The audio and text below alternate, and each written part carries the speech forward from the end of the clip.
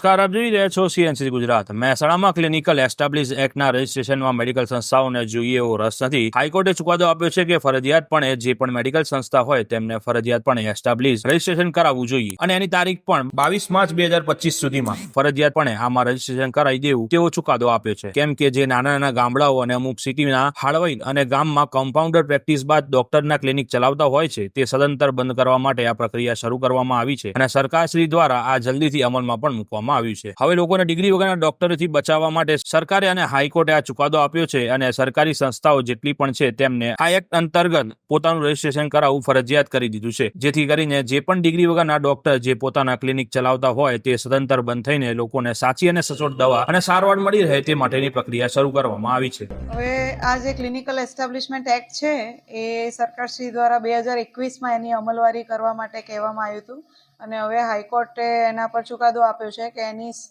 ચુસ્ત અમલવારી કમ્પલસરી બધાએ કરવાની છે। એટલે દરેક સંસ્થાઓ જે સેવાઓ આપતી હોય એમાં એલોપેથી આવી ગઈ, નેચરોપેથી આવી ગઈ, હોમિયોપેથી આવી ગઈ, આયુર્વેદ આવી ગયું, યોગ, સિદ્ધ, યુનાની બધી જ ચિકિત્સા સંસ્થાઓ જે છે એ બધાએ રજિસ્ટ્રેશન કરવું એમાં કમ્પલસરી છે અને 12મી માર્ચ 2025 એની છેલ્લી તારીખ છે। ત્યાં સુધીમાં જે સંસ્થાઓનું રજિસ્ટ્રેશન નહીં થયું હોય એના અગેન્સ્ટમાં કાયદાકીય જોગવાઈ પ્રમાણે 5 લાખનો દંડ અને અન્ય કાર્યવાહી પણ કરવામાં આવશે। હાલ મહેસાણા જિલ્લામાં કેટલી આવી સંસ્થાઓ છે અને કેટલાય કરાવી? મહેસાણા જિલ્લામાં આખા જિલ્લામાં ગણીએ તો 4000થી વધારે સંસ્થાઓ છે। અમારી જોડે હજી સુધી 120 સંસ્થાઓની જ એપ્લિકેશન આવી છે।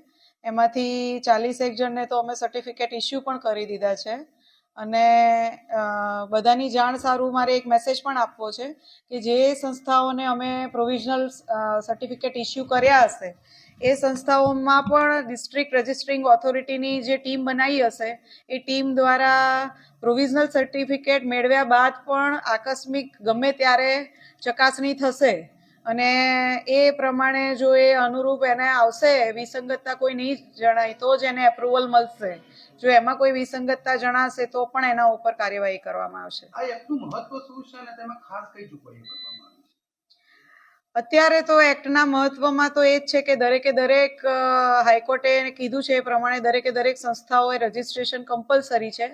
એટલા માટે કદાચ એ ઇમ્પ્લિમેન્ટ સરકારશ્રી દ્વારા કરવામાં આવ્યો હોય કે જે લોકો ક્વેક હોય છે, વૈદ જે આપણે કહીએ છીએ, જે લોકો પાસે ઓફિશિયલ ડિગ્રી નથી હોતી છતાં પણ એ લોકો એમનું ચાલુ રાખતા હોય છે દવાખાના, તો એવા લોકોના એનાથી આપણે પ્રજાને બચાવી શકાય અને ડિગ્રી ધરાવતો કાયદાકીય રીતે પ્રેક્ટિસ કરવા માટે જે સક્ષમ હોય એ જ ડૉક્ટર દ્વારા પ્રેક્ટિસ થઈ શકે એના માટે આ કાયદો। Bureau chief CNC Gujarat, Patan.